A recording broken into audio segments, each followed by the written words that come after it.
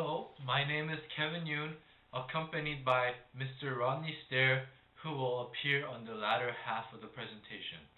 This will be our Theory of Knowledge subject oral presentation on the field of geography. The aim of this presentation is to discuss the extent to which measuring development through a relatively recent indicator known as the gross national happiness is more effective than through other indicators.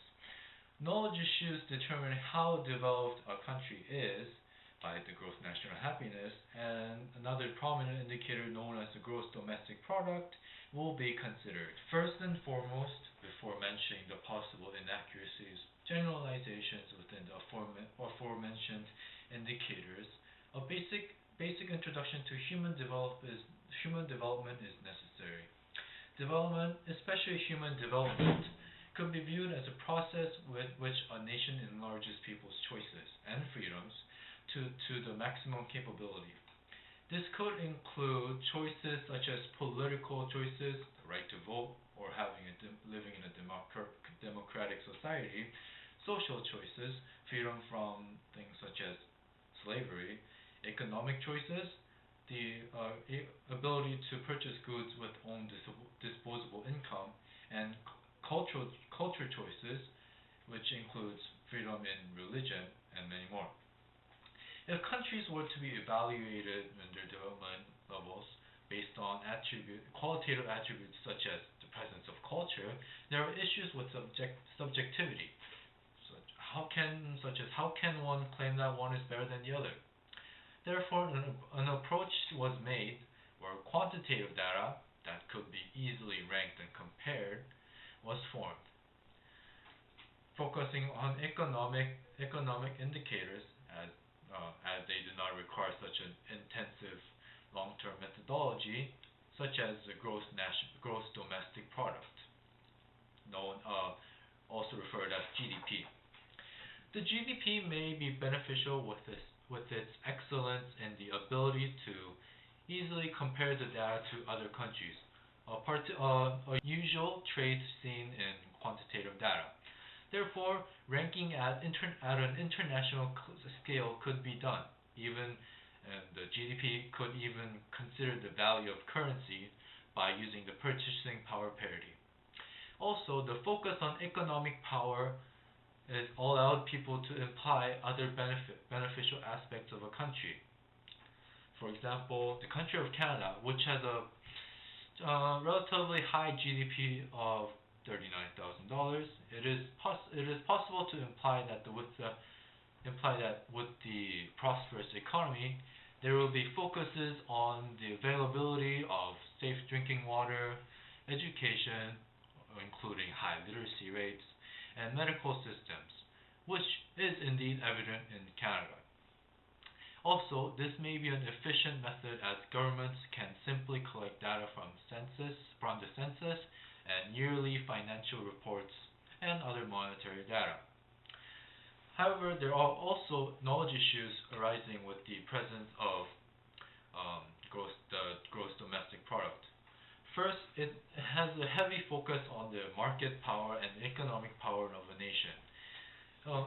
It is almost as if the GDP considers the development goals, the rankings of a country, as if the ultimate goal to the growth of a society is to reach the highest possible income or reach the best supply market.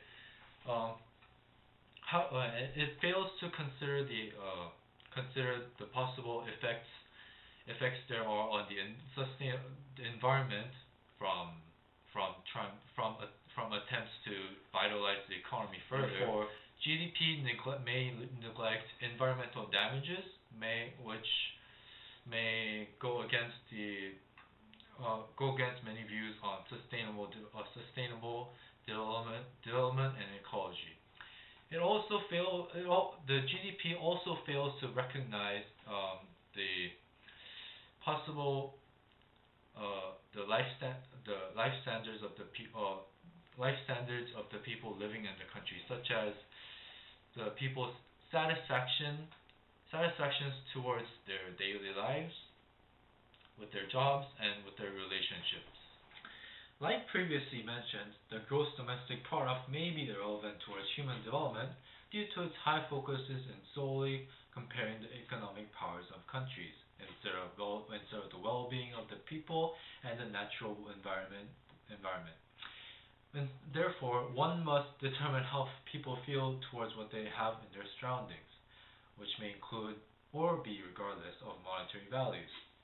Therefore, a new indicator, an index derived from the conversion of qualitative data into quantitative data, known as the gross national happiness, was formed in Bhutan. It attempts to measure quality of life or social progress and therefore supposedly determining the happiness and contentment and satisfaction in life.